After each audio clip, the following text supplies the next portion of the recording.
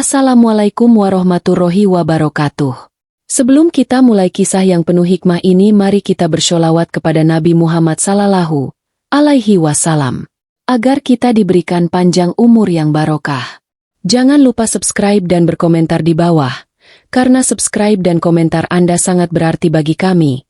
Mari kita mulai kisahnya. Pagi itu, matahari baru muncul dari balik cakrawala saat sebuah lahan kosong di pinggiran kota Jakarta mulai ramai diperbincangkan. Lahan milik negara itu, yang sebelumnya terbengkalai, kini tampak berubah wujud. Berdiri sejumlah tenda dan bangunan liar yang mencolok. Bau kayu bakar dan suara mesin genset memenuhi udara. Warga sekitar hanya bisa memandang dari jauh, tak berani mendekat. Mereka tahu, tempat itu kini bukan milik siapapun, kecuali sekelompok orang berseragam loreng tanpa pangkat resmi. Kelompok itu menyebut diri mereka Grip, ormas yang dikenal suka menggunakan kekuatan untuk menekan. Mereka mulai berdatangan satu persatu, lalu membentuk barikade dari ban bekas, drum, dan kawat. Tak butuh waktu lama, kawasan itu mereka kuasai sepenuhnya. Tiap sudut dijaga oleh pria-pria berbadan besar yang membawa senjata tajam dan pentungan. Mereka mendirikan pos komando, mengatur jadwal jaga, dan bertindak seolah lahan itu memang milik mereka sejak lama. Pemerintah daerah berusaha menertibkan. Surat peringatan dikirim, petugas dikawal ke lokasi, tapi semuanya gagal. Begitu aparat mendekat, Grip langsung mengepung mereka sambil berteriak dan mengancam. Tak sedikit dari mereka yang mengacungkan golok. Petugas mundur, bukan karena takut, tapi demi mencegah pertumpahan darah. Kamera media dilarang merekam. Semuanya terasa seperti mimpi buruk yang nyata, seolah hukum tak berlaku di sini. Dengan situasi yang kian panas, pusat mengambil alih. Seorang pejabat dari Kementerian Agraria datang ke lokasi, berharap bisa menyelesaikan lewat dialog damai. Mereka duduk satu meja dengan perwakilan Grip, didampingi kepolisian dan tokoh masyarakat. Namun niat baik itu tak berbuah hasil. Pihak Grip malah makin arogan, memutar balik fakta, bahkan menyebut bahwa lahan itu sudah jadi hak kami karena kami jaga bertahun-tahun. Puncaknya terjadi ketika pemimpin Grip dengan nada lantang menuntut uang tebusan. Kalau mau kami pergi, bayar ganti rugi 10 miliar rupiah, katanya. Wajah para negosiator berubah tegang. Mereka sadar, ini bukan lagi soal hak, tapi pemerasan. Grip tak berniat mundur. Mereka menantang negara. Dan pada saat itu, semua pihak tahu, solusi damai sudah tertutup. Setelah pertemuan yang memanas, intelijen TNI mulai bergerak diam-diam. Mereka memantau pergerakan Grip dari jarak jauh.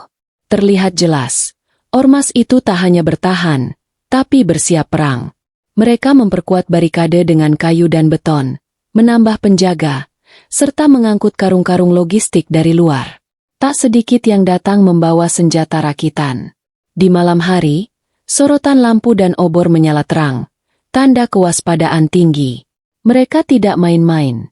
Lahan itu seakan jadi benteng pertahanan terakhir mereka. Situasi ini memaksa aparat bertindak cepat. Di markas Kodam Jaya, rapat darurat digelar tertutup. Para petinggi militer dan pejabat negara membahas langkah tegas. Mereka sepakat, Grip telah melewati batas. 1 batalion TNI disiapkan dalam waktu kurang dari 24 jam. Pasukan dipilih khusus, terlatih dalam operasi penyergapan dan pengendalian kerusuhan. Operasi ini diberi nama Pembersihan Garuda. Misinya jelas, merebut kembali lahan negara, tanpa kompromi. Pagi berikutnya, deru kendaraan tempur menggetarkan jalanan. Truk-truk TNI berisi penuh pasukan bergerak menuju lokasi. Warga berjejer di pinggir jalan, menyaksikan iring-iringan itu lewat dengan wajah campur aduk antara cemas dan lega. Akhirnya negara bertindak, kata seorang ibu sambil memeluk anaknya. Suasana di sekitar lokasi mulai mencekam. Para pedagang menutup warung, kendaraan sipil dialihkan. Semua tahu, hari ini bukan hari biasa. Begitu pasukan tiba, mereka langsung membentuk formasi mengepung dari 4 penjuru. Satuan elit menyusup lewat semak dan saluran air. Drone terbang rendah memantau dari atas. Di dalam, Grip mulai panik. Mereka teriak-teriak, menyusun ulang posisi bertahan, beberapa mulai membakar dokumen dan perlengkapan. Tapi tidak ada jalan keluar. Pasukan bersenjata lengkap kini sudah mengunci seluruh rute kabur. Komandan TNI maju ke garis depan, mengambil mikrofon dan memberi ultimatum.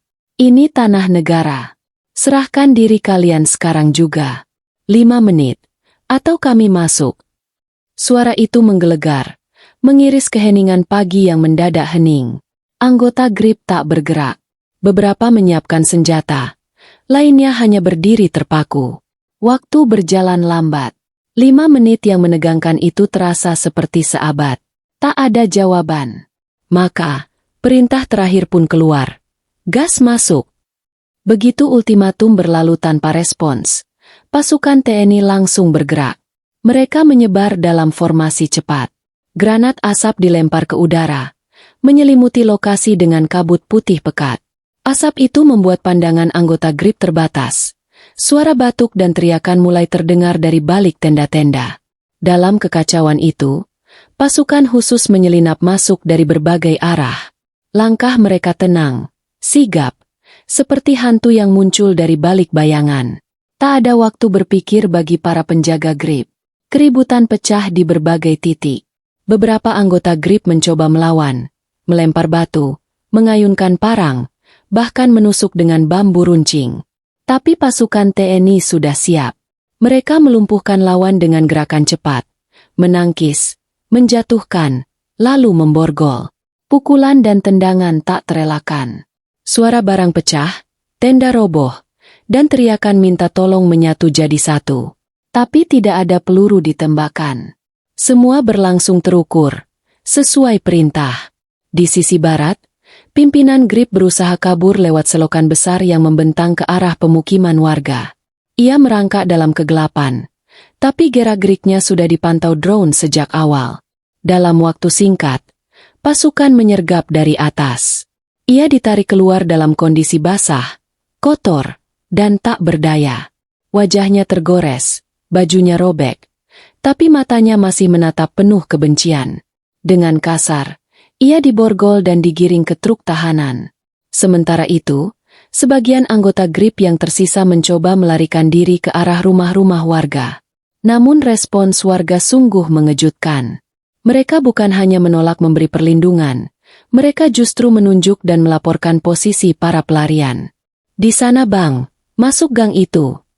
Teriak seorang bapak sambil menunjuk ke arah semak. Warga sudah muak. Sudah cukup lama mereka ditekan, ditakut-takuti. Kini, saatnya mereka berpihak pada hukum. Tak lama kemudian, seluruh area berhasil diamankan. Lebih dari 50 anggota GRIP ditangkap hidup-hidup. Mereka digiring satu persatu ke truk militer, beberapa dalam keadaan babak belur, pipi bengkak, tangan terikat, pakaian compang-camping. Di antara mereka, beberapa masih mencoba meneriakkan propaganda, tapi tak ada yang menggubris. Truk ditutup, mesin menyala. Matahari mulai meninggi, menyinari lahan yang kini kembali dalam genggaman negara. Saat truk-truk TNI mulai bergerak meninggalkan lokasi, sorak-sorai warga meledak di sepanjang jalan.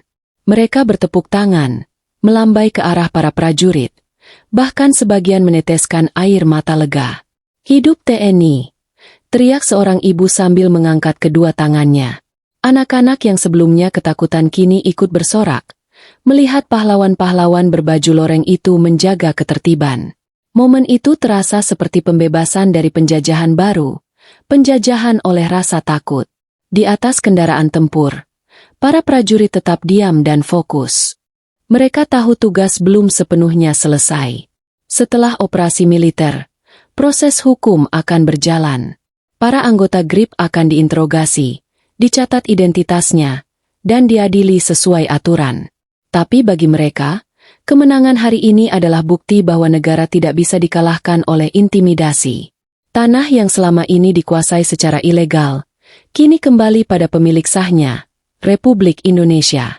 Media pun berdatangan, menyorot dari segala arah. Rekaman drone memperlihatkan bagaimana pasukan TNI bergerak rapi, menghentikan kerusuhan tanpa tembakan. Netizen menyebarkan momen penangkapan pimpinan GRIP yang ditarik keluar dari selokan. Komentar positif membanjiri lini massa. Inilah wibawa negara. Akhirnya hukum ditegakkan. Kepercayaan publik terhadap aparat melonjak tajam dalam hitungan jam. Semuanya tampak begitu simbolik. Kekuatan disiplin mengalahkan arogansi. Sore itu, kawasan yang sebelumnya mencekam berubah damai. Bendera merah putih kembali berkibar di tengah lahan.